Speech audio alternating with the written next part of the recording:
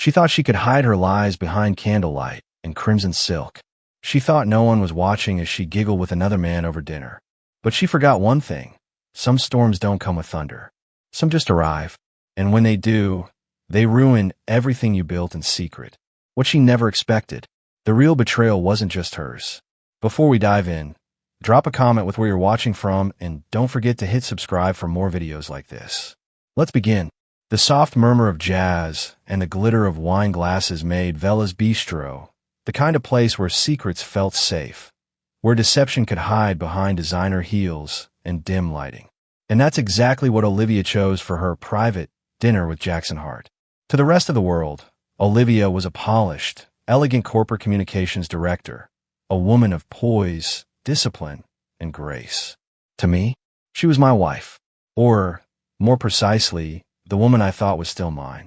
And Jackson, a mid-level finance consultant, married, confident in a lazy kind of way, the kind of man who smirks when he thinks he's untouchable.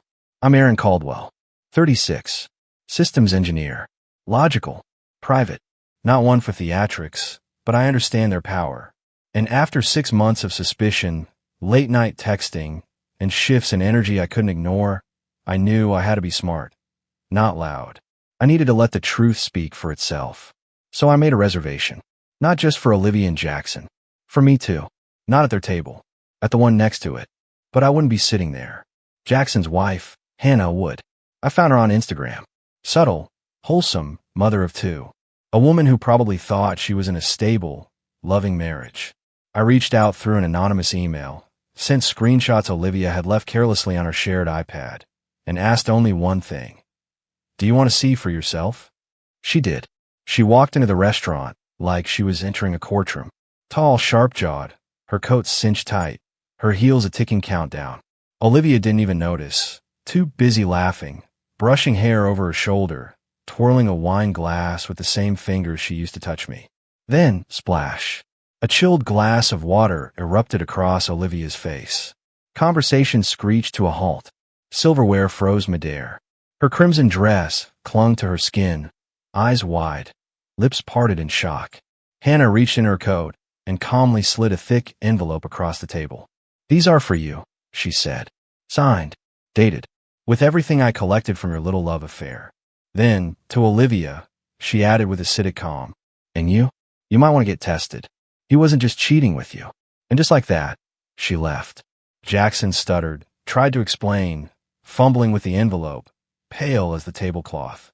Olivia sat frozen, humiliated, drenched in silence. I watched it all from a corner booth. Hidden, steady. It wasn't over. This was merely Act 1. By sunrise the next morning, Olivia's mascara may have washed off, but her humiliation was only beginning to spread. She didn't know it yet, but every eye in that restaurant wasn't just watching. They were recording. Someone from her own office, likely one of her socialite co-workers who always envied her effortless charm, had front row seats to the disaster. And in the corporate world, especially in public relations, nothing is more lethal than a scandal born from your own hypocrisy. I didn't scream. I didn't fight. I didn't throw anything or call her names. That's not my way. Instead, I wrote emails, anonymous tips. I knew exactly where to send them. Gossip blogs that thrived on high society shame. Forums that dissected affairs between executives. Even the HR tip line at Olivia's firm. I sent them all subtle nudges, each carrying undeniable clues, blurred photos, texts, receipts. Just enough smoke to set her image ablaze. She tried to stay composed at first, denied everything, claimed the woman from the restaurant was emotionally unstable and overreacting. That Jackson was a former colleague. That dinner was innocent. But then the screenshots surfaced. One in particular made the rounds fast. Olivia leaning over the table, her lips just inches from Jackson's, her hand on his thigh. The photo was blurry, probably from a phone camera 2 tables away, but her crimson dress was unmistakable. Her laugh, frozen mid-giggle, looked eerily triumphant. Her company's response was swift. An emergency HR meeting. A temporary leave of absence. Meanwhile, Olivia spiraled. At first, her calls came in late at night. I ignored them. Then, 3 days later, I finally answered. Aaron. Her voice was hoarse, I could hear the shakiness in her breath. Silence from me. You knew, didn't you? More silence. You were there, weren't you? At the restaurant. I let that hang before answering. Calm as a blade. You thought you could sit in public with someone else's husband and not be seen. It was a mistake, she whispered, breaking down. No, I said, cold and even. A mistake is an accident. You made a choice.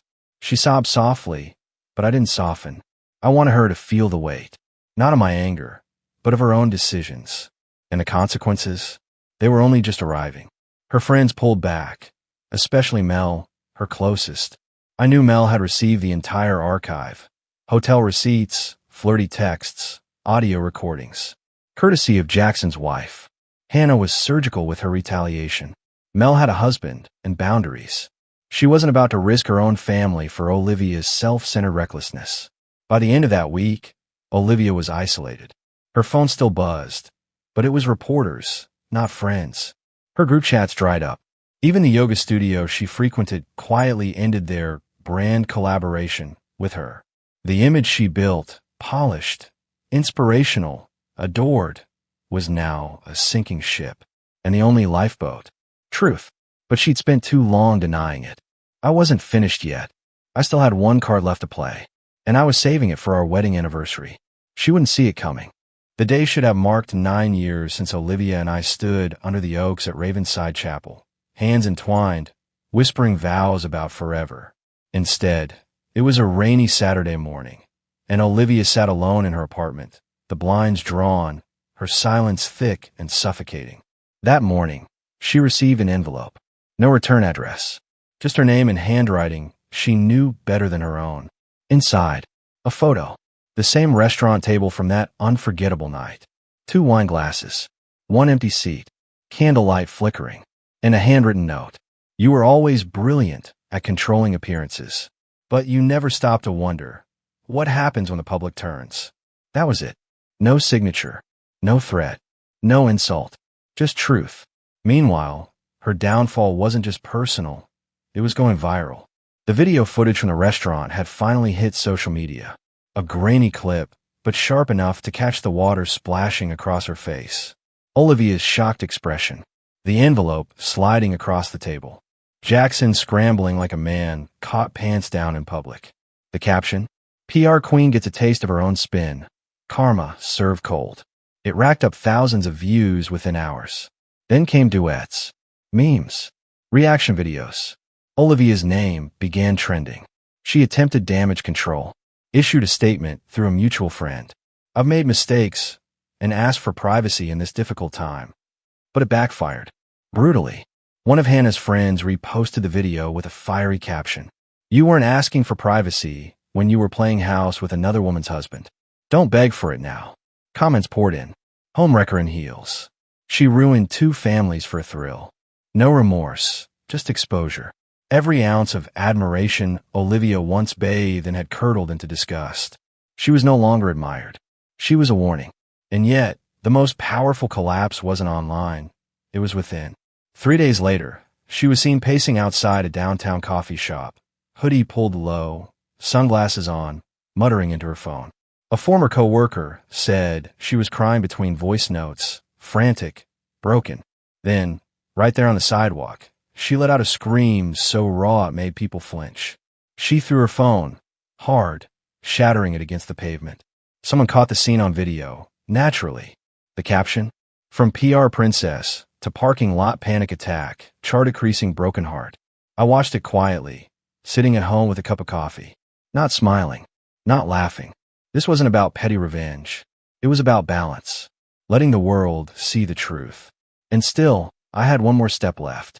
When the dust began to settle, Olivia did what most people in her situation would. She clung to the last person who made her feel alive. Jackson. She texted him, called him, left voicemails laced with panic and desperation. No response. 2 days after the restaurant debacle, she showed up outside his condo. A doorman politely turned her away. Mr. Hart isn't available, he said flatly. Later that night, she tried again, only to discover his number was disconnected. Then an email arrived, not from Jackson, but from his attorney. Mr. Hart respectfully requests no further communication. Any future outreach will be considered harassment. He had erased her, wiped her away like she was nothing more than a regrettable typo in a very public story. She tried to mask the panic, but it showed badly. Her colleagues noticed, especially HR. The official meeting was brief. Cold. Your recent exposure no longer aligns with the firm's values. Client confidence has been compromised. Effective immediately, we're terminating your position.